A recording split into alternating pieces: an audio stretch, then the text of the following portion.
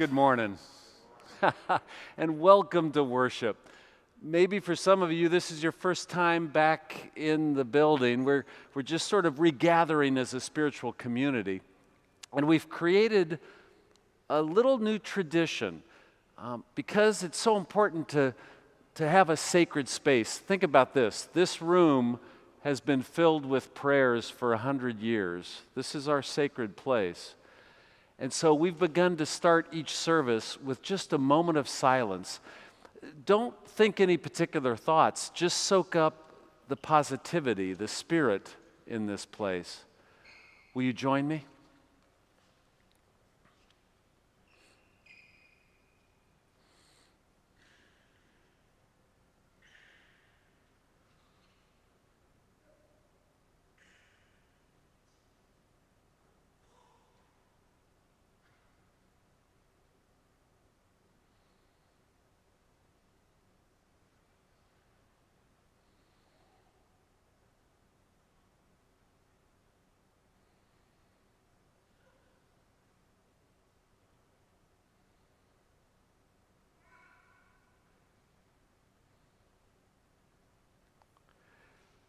And now with thanks for this new day, O God, we speak together the gentle word in heaven.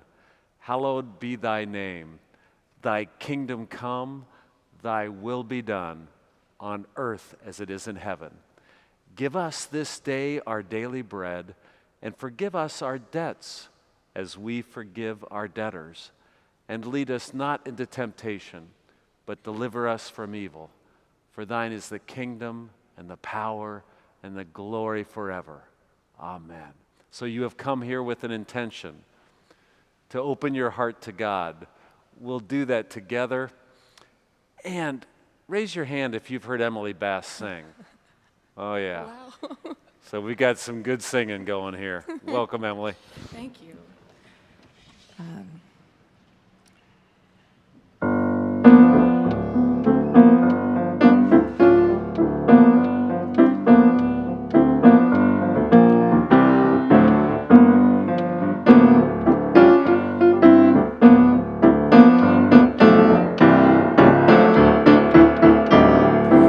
Once upon a time I sat thinking about those things I love, searching for the inspiration. Yes, I was praying to the heavens above, but it turns out that God was listening. And as I cast my gaze around, well, I saw you for the first time. Saw my big city, saw my little town, and I see it on the streets. Oh, my friends and neighbors at the laundry or the club, they get down. Everywhere I go, it seems I meet somebody. I love my big city, Lincoln Town.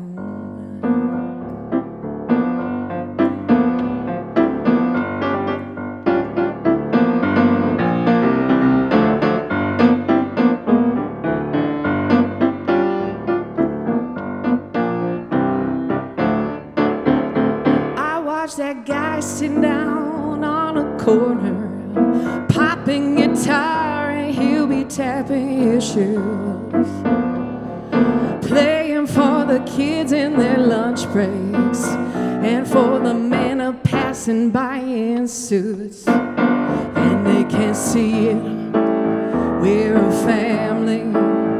It's in the faces of the people around. It's so wrong. It's so human. It's our big city. It's our little town. And I see it on the streets.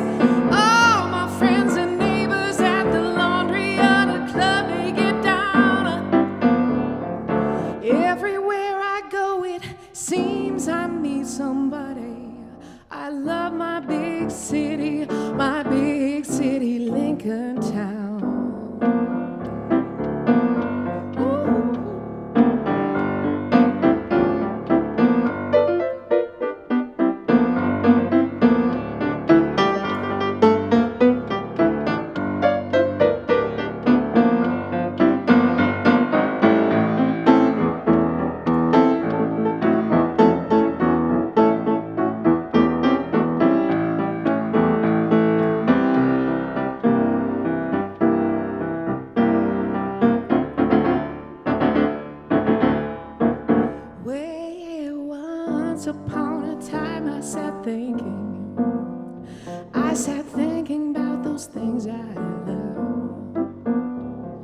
searching for the inspiration. Yes, I was praying to the heavens above, but it turns out that God was listening. And as I passed my gaze around, well, I saw you for the first time. Saw my big city, saw my little town, and I see it on the streets. All my friends and neighbors at the laundry or the club, we get down. Everywhere I go, it seems I meet somebody. I love my big city. I love my big city. Can't see you. I love my big city. My big city, Lincoln Town.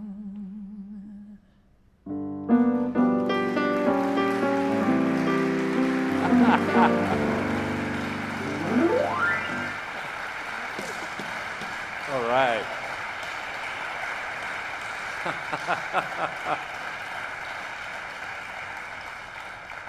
Oh, she has set a good groove for our worship today.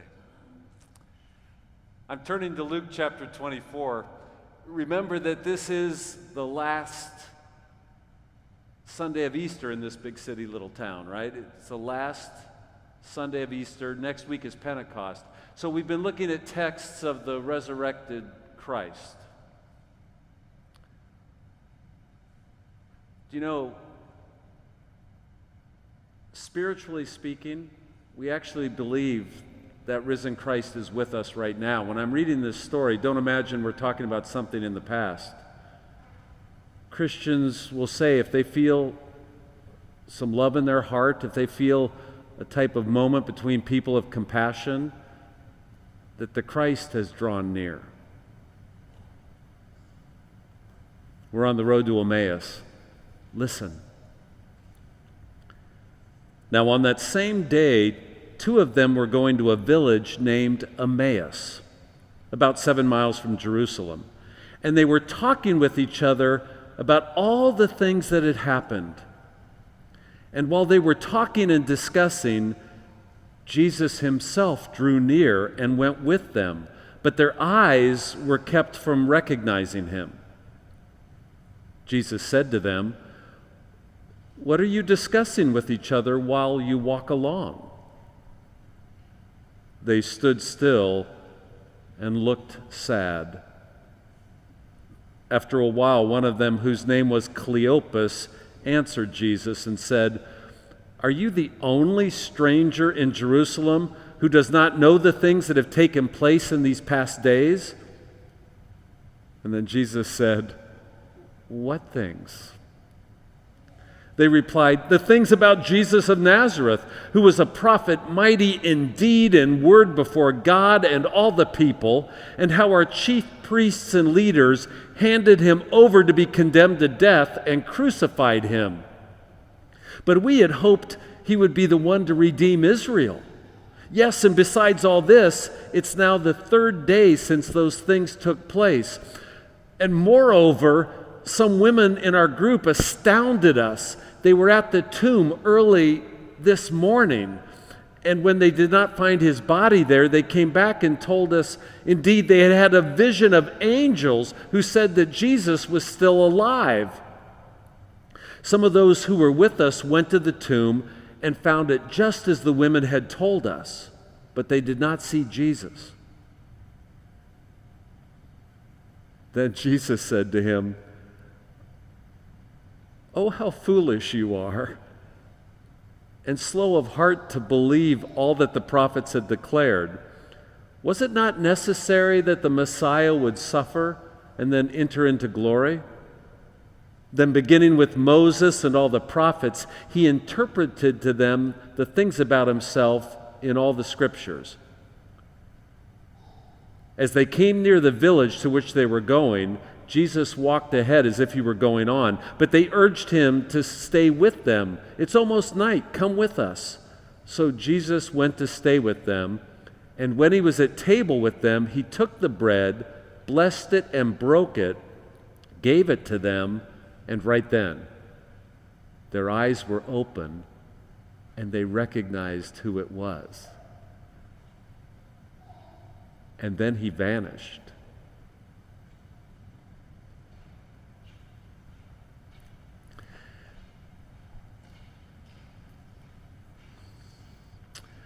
Working hard to get my fill.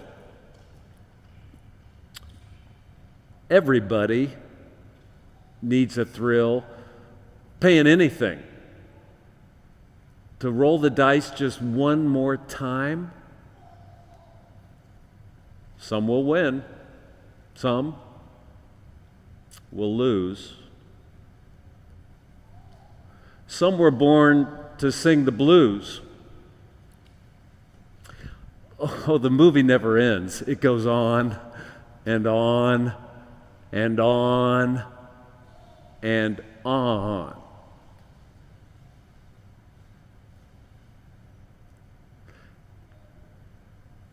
Don't stop believing. Okay, when the sermon begins with the lyrics of a rock ballad from the 1980s, it's immediately suspect, right? But if you can remember the name of that band, it will help you hear my message today. Okay, so we're in Luke 24. Cleopas and another follower of Jesus are walking along the road to Emmaus. Interestingly, we have no idea where Emmaus is. That little village was lost to history. It's somewhere about 10 or 12 kilometers outside Jerusalem. Interestingly, we have no idea how long a kilometer is either. Cleopas is walking along with another believer who is unnamed. Now, we don't know who Cleopas is. Cleopas isn't named in any of the other Gospels. There's a Clopas, but not a Cleopas. He's not one of the 12 names or one of the 12 disciples. But remember, there were a larger group of men and women that were followers of Jesus. There was this Jesus movement going on. So there's this wider orbit, and Cleopas and another follower are walking along the road. Now, some scholars think that other believer was his wife, because there's a tendency in patriarchies not to name the woman. So it's probably Cleopas and his wife returning from the Passover in Jerusalem back to their village. And then the risen Christ appears on the road, draws near to them. They don't recognize him. And Jesus says, "What were you just talking about?" That seems a little nosy to me, by the way. But they say to him, "Haven't you heard about Jesus?" So here the humor starts to get a little rich, right? They're chastising Jesus for not hearing about Jesus, but they don't know who he is. And they go on to say, "We had thought he would be the one to redeem Israel. But he was condemned and crucified, and moreover now we've heard that he is risen." And then Jesus sort of chides them. Don't you understand the scriptures? It has always been said that the Messiah would suffer and die and then return. So then Jesus begins this sort of bipedal Bible study, right? And walks them through the scriptures as they're walking towards the village. And then you saw they invited him into their house. He picks up the bread, he blesses it and breaks it, and at that moment they recognize him. Now, here might be inserted a little pitch from the historic church about the efficacy of the Eucharist, but it's still awesome, right? He breaks the bread, and they recognize him. And then he vanishes. This reminds us that all authentic mystical experiences are transient, right? All real spiritual experiences are fleeting. If it's not transient, it's not mysticism, it's charlatanry. All real mystical things come and go like the wind.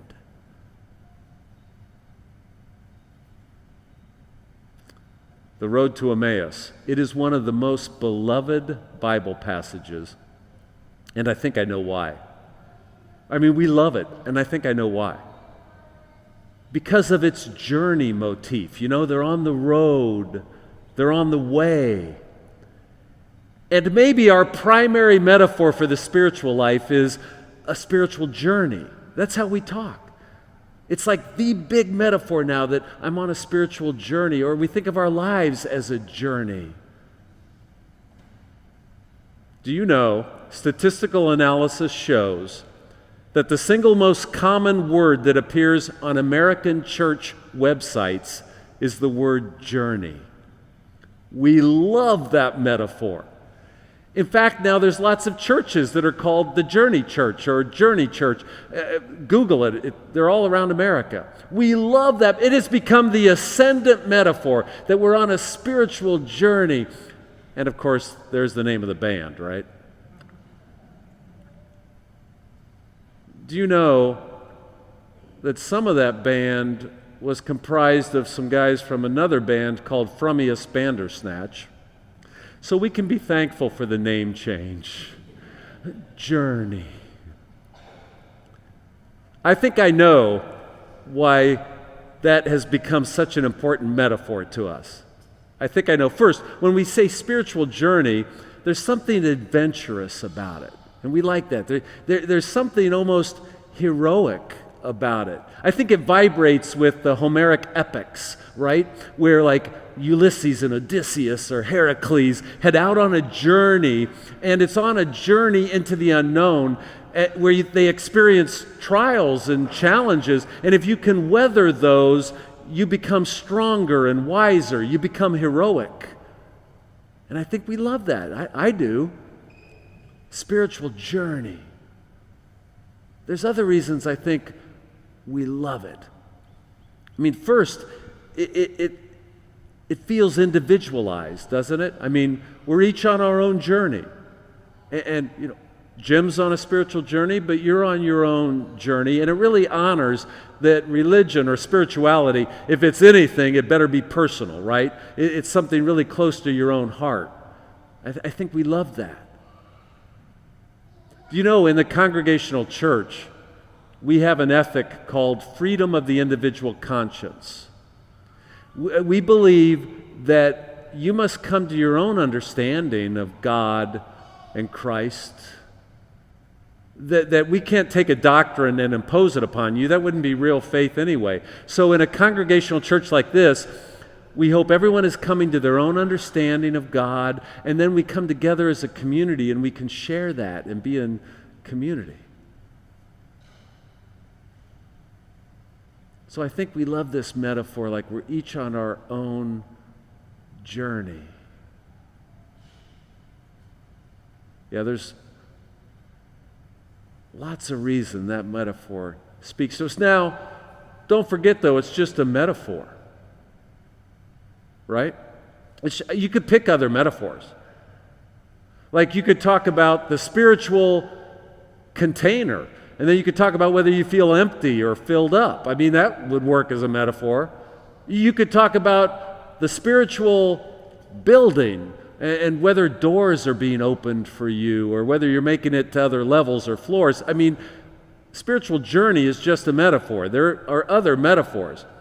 You could talk about the spiritual operating system. And you hope you have good code or you have to debug yourself. Well, that one doesn't work so well, but it's just a metaphor. You could talk about other metaphors.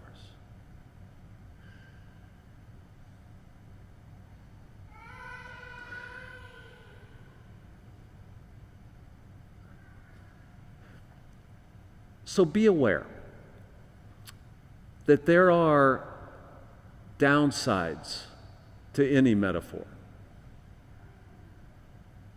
Like I can think of a couple downsides. spiritual journey might become so privatized that we forget we need each other. I think coming out of the pandemic, we have a heightened sense of that. We need community. And spiritual journey, it might lose a sense of grace. You might begin to imagine that it's all about how far have you progressed on the journey. What have you done? What have you achieved? How far along are you? And you could lose all the grace to our religion, because at the very core of the gospel is this notion that you don't earn salvation or fullness or love or hope. You don't earn that. It's a gift. That's the core of our gospel proclamation, that because of Jesus Christ, you don't have to do anything. But we're so into achievement and how are we doing, and success. The gospel is really countercultural on this. It says you don't have to achieve anything. You don't have to measure up somehow. But that's really hard for us to hear, because I bet you're turning your life into some sort of project. And so you're constantly examining, how am I doing on my project, right? You've turned your whole life into sort of a construction project, and how am I doing, right? And we get so anxious about this because I love excellence, I love achievement, but in the spiritual life, you have to put yourself in a different mode. The gospel keeps trying to say to you, it's not about what you achieve. But the spiritual journey can sound a little like it's judging how far along you are. Well, that's not at the essence of the gospel.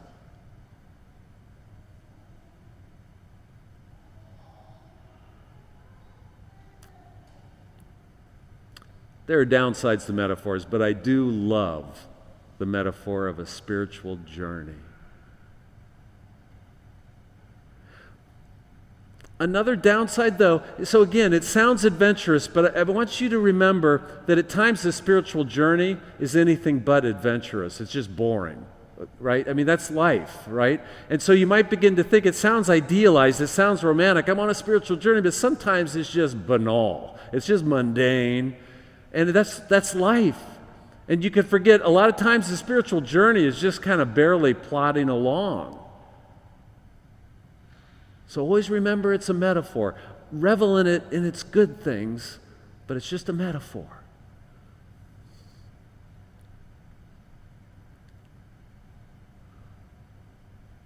So, my friends, on your spiritual journey, I'm just trying to remind you that it's not all up to you and you're not alone. It's not all up to you and you're not alone. Like that text, the Christ Spirit has drawn near to you. You might not recognize it yet. You're not alone. It's not all up to you. And most importantly, don't stop believing. We enter now the prayer time. And in this service, I don't heap a lot more words in the form of a prayer. We just light a candle. But bring forward something upon your heart that you want to pray for those who are suffering in our world, or people you know and love that need God's light. And it's okay to also pray for yourself. Let's pray together.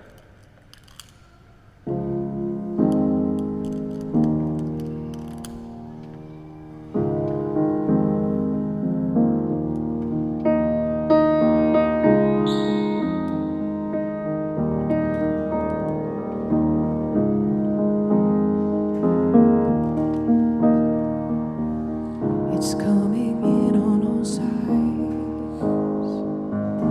It's me living all these lives. It's you coming alongside.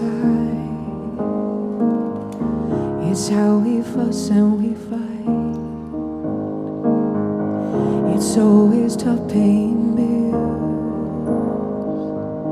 working so hard to survive.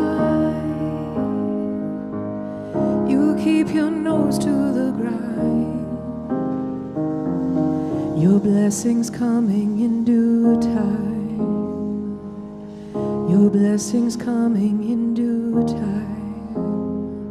Slow down, it's nothing major, let your grip go.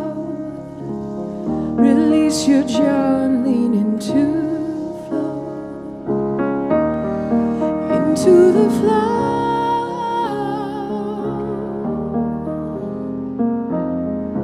Be here.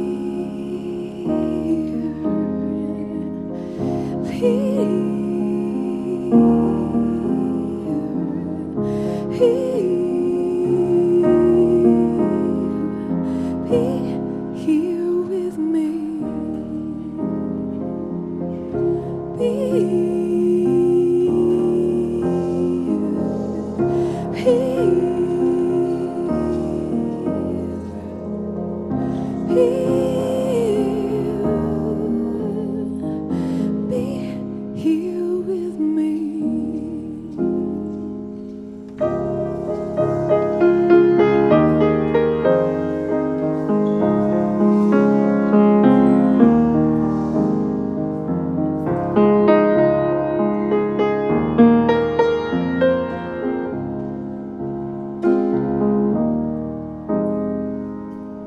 We look a lot like DNA.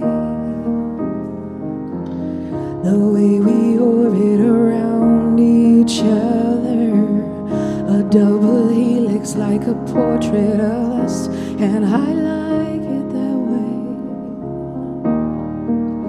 And I like it that way.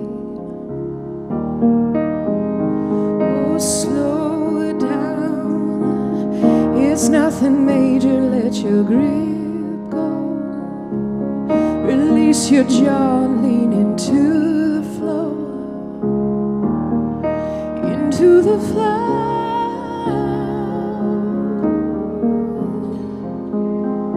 Be here.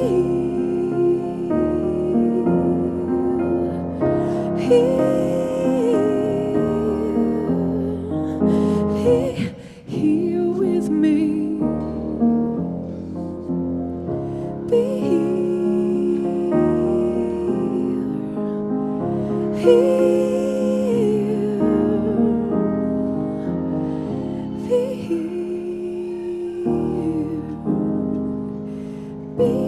here with me.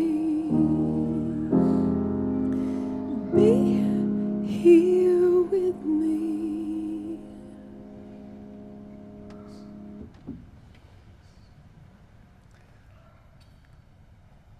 You know, one reason I love the spiritual journey metaphor is that it seems to focus us on experiencing the now, right? Instead of always thinking about the destination, to experience the journey itself. I think this is really important because we can be so goal-directed or have objectives in our mind, and we miss the experience now. You know how the mindfulness movement in America is trying to call our attention to that if your head's in what you're hoping for the future or striving after, you're not really observing the moment or experiencing the moment. So I love this journey metaphor. It helps you put progress over perfection and the moment over the unknown future. You see, sometimes religion can sound like it's all about the big objective, you know, that somehow religion is all about getting into heaven. But it's not. Religion is about a quality of existence now. Religion isn't a set of beliefs, it's a way of life. It's experiencing life in a special way now. It's not just about getting into heaven, it's about trying to bring a piece of heaven into this moment. The spiritual journey. And it's why we talk about justice so much at First-Plymouth. We're trying to take a piece of heaven and bring it into this, our journey together now. That's why we talk about when there's bias and discrimination against gay and lesbian and transgender folks, or when there's racial discrimination. That's why we say Black Lives Matter. You're trying to grab a piece of heaven and bring it here now. We talk about justice all the time because now matters. So we've gathered for worship. We're all on a spiritual journey. We've had the joy of hearing Emily. She's going to sing more. The journey will continue for you into this day. Surrender your anxious cares to God now. Find your joy in serving others, and go in peace.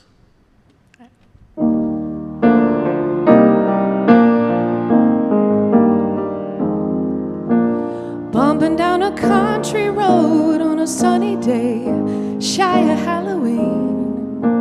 Strange and still, no wind in the October skies. Grab my friend and away we go. It's not a road anybody knows. Alan knows the way to go, so I let him drive. But the light shining down through the trees is brilliant. Shadow shapes making lace on the face of the water. And my heart grew eyes, and my eyes still see it written in my soul in brilliant light on light. Written in my soul in brilliant light on light. Midnight fades into purple blues, from violet velvet midnight hues. Sun and moon tell my heart that the soul shines through. How it pulls me in when the moonbeams bend. My heart bumps down the road again. Can't tell where reflections end and I begin. But the light shining down through the trees is brilliant. Shadow shapes making lace on the face of the water. And my heart grew eyes, and my eyes still see it written in my soul in perfect light on light. Written in my soul in perfect light on light.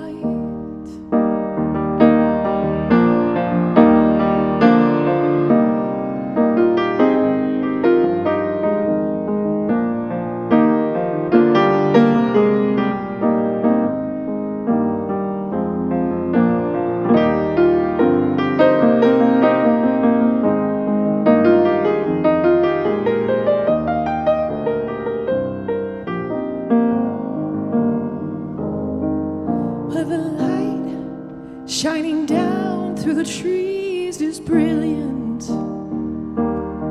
Shadow shapes making lace on the face of the water. And my heart grew eyes, and my eyes still see it written in my soul in perfect light on light. Written in my soul in perfect light on light. Written in my soul.